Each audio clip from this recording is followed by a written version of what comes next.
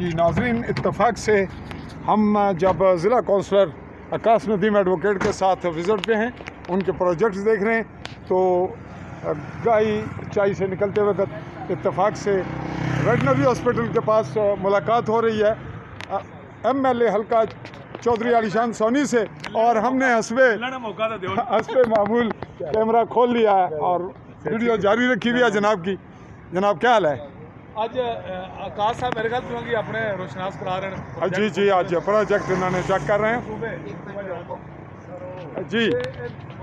जी वो कह रहे हैं रोकें, लेकिन हम चंद सेकंड और नहीं रोकेंगे ताकि ये मुस्कुराता चेहरा उनके अवाम की नज़र हो। और चूँकि मैं इनका मुकल्लद हूँ, इन पर तनकीद करता हूँ बड़ी सख्त, तो तवक्को करते हैं कि हमारी तनकीद को अवामी बहबूद में लिया जाएगा, इसको मस्बत और बाकी बातें होंगी जी फिर आपसे।